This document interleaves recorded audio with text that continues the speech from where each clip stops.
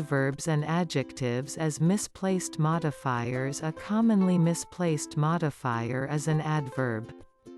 Because adverbs modify both verbs and adjectives, these misplaced modifiers often sound correct, but they're not.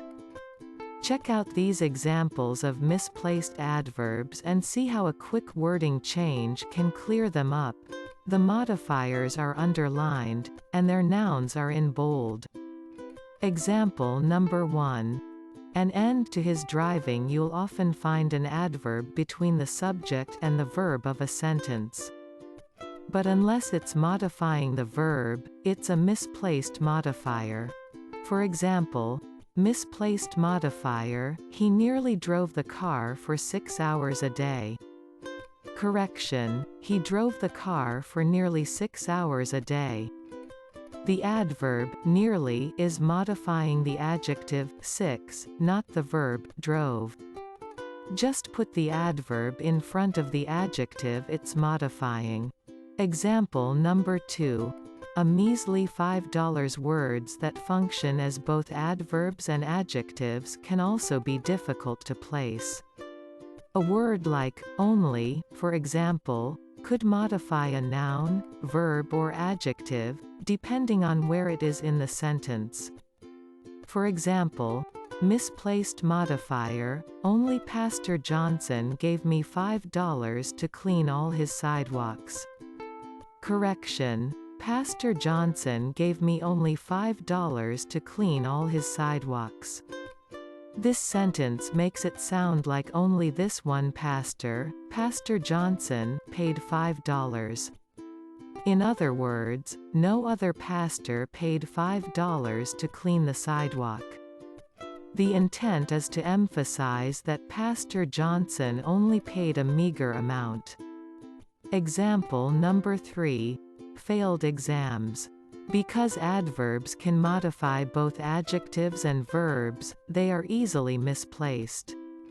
Read another example of adverbs as misplaced modifiers. Misplaced modifier, Iris almost failed every exam she took. Correction, Iris failed almost every exam she took. Moving one word gives these two sentences very different meanings. In the first sentence, almost modifies failed, meaning that Iris barely passed every exam. However, the corrected sentence shows that almost actually modifies every, revealing that Iris failed most of her exams and only passed a few. Example number 4. People who laugh. Another example of misplaced adverbs comes from using adverbs of frequency.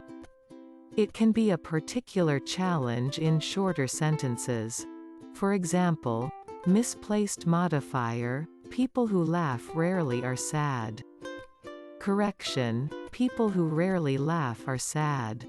This one is especially tricky because the modifier, rarely, is next to the verb it modifies, laugh.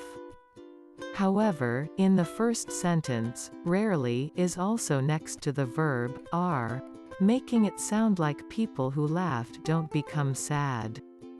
The actual intent of the sentence is to show that people who don't laugh often, rarely, laugh, have sad personalities. It's a subtle but important distinction. Participial phrases as misplaced modifiers. No matter which type of phrase you use as a modifier, it needs to be next to the noun it's describing. Participial phrases are easy to misplace because they often come at the beginning or end of a sentence, while the word they're modifying might be in the middle of the sentence. Read these misplaced modifier examples featuring participial phrases. Example number 5. Mary's birthday. Starting a sentence with a participial phrase is an effective way to vary your sentence structure. However, be sure that your subject comes right after your modifier in these cases. For example, misplaced modifier, eagerly awaiting her birthday. Mary's presents were all picked up and admired by Mary many times throughout the day. Correction. Eagerly awaiting her birthday, Mary picked up and admired her presents many times throughout the day. The first sentence makes it seem as though Mary's presents were eagerly awaiting Mary's birthday. Since presents can't exhibit the emotion of feeling eager, it's unlikely that this modifier is written correctly. The most logical explanation is that Mary was eagerly awaiting her own birthday. The sentence should be rewritten so the modifier actually modifies Mary. Example number 6. Mitch's travel. It's easy to mistake which noun you're modifying with a participial phrase, but it's important to check your meaning. Check out another example of a participial phrase as misplaced modifiers. Misplaced modifier. Tired of all of the nights in hotels, delight overcame Mitch when his boss finally said he didn't have to travel anymore. Correction. Tired of all of the nights in hotels, Mitch was delighted when his boss finally said he didn't have to travel anymore. The phrase, tired of all of the nights in hotels, is modifying the noun, delight. Unfortunately, delight can't be tired, because delight isn't a person. Instead, it is more likely that Mitch is tired. We can correct this sentence by moving the proper subject next to the modifier. Example number 7. His sister's horse. Participial phrases that begin with the participles, named, or, called, can be problematic in a sentence. If you misplace these phrases, you're renaming the wrong noun. For example, misplaced modifier, James bought a horse for his sister called Prince. Correction. James bought a horse called Prince for his sister. Because the phrase, called Prince, comes right after sister, it sounds like the sister's name is Prince, which is probably not true. A quick rewording can make it clear that the horse is named Prince, and James purchased it for the sister. Prepositional phrases as misplaced modifiers. Another common modifying phrase that tends to be misplaced is the prepositional phrase. These misplaced modifiers can make one noun sound like it's in an entirely different, and often strange, location. Example number 8. Children's paper plates.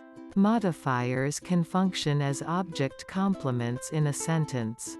It's important to know the difference between direct objects and indirect objects when you're using prepositional phrases as object complements. That way, you don't accidentally modify the wrong noun. For example, misplaced modifier, she served sandwiches to the children on paper plates. Correction, she served the children sandwiches on paper plates. Because the indirect object, children, is next to the modifier, a reader may believe that the children were actually on paper plates. On paper plates is actually modifying the direct object, sandwiches. All you need to do is move sandwiches right before the modifier. Example number 9. Puppies and kittens. Prepositional phrases can also modify verbs, but only when they're next to those verbs. Otherwise, it looks like they're modifying another word. For example, misplaced modifier, she saw a puppy and a kitten on the way to the store. Correction, on the way to the store, she saw a puppy and a kitten. This sentence might conjure up images of a puppy and a kitten prancing down the street, headed to the local store. What should be stated here is that the woman is walking to the store and, on the way, she saw a puppy and a kitten. Example number 10. Robbed offices using passive voice in a sentence can lead to prepositional phrases as misplaced modifiers, especially when they begin with the preposition by. For example, misplaced modifier, 3 offices were reported robbed by the Atlanta police last week. Correction, the Atlanta police reported that 3 offices were robbed last week. As it reads, the first sentence sounds like the Atlanta police themselves robbed 3 offices, because by the Atlanta police comes right after the participle, robbed, not the verb, reported. However, if you change the passive voice to the active voice, you'll find that the Atlanta police is the subject of the sentence, reported is the verb, and that 3 offices were robbed last week is a noun phrase functioning as a direct object.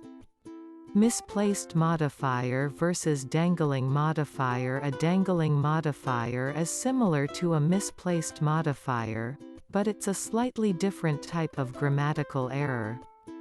While misplaced modifiers are far from the words they modify, dangling modifiers don't modify anything at all. Their words are absent, leaving them dangling.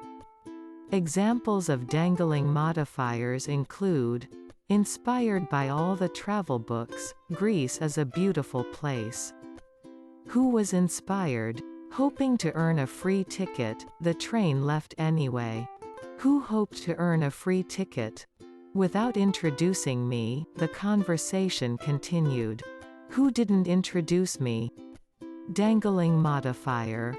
Often occur at the beginning or end of a sentence, often indicated by an ing verb or a to plus verb phrase. How to correct dangling modifiers. Name the appropriate or logical doer of the action as the subject of the main clause. Place the subject of the action within the dangling modifier.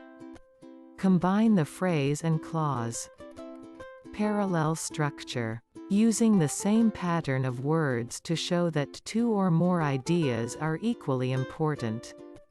Applies to words, phrases, or clauses. Usually use coordinating conjunctions, and, or, to join parallel structures.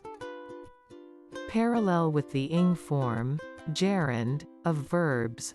Mary likes hiking, swimming, and bicycling. Parallel with infinitive verb phrases. Mary likes to hike, to swim, and to ride a bicycle. Mary likes to hike, swim, and ride a bicycle. Note: use to before all the verbs in a sentence or only before the first one.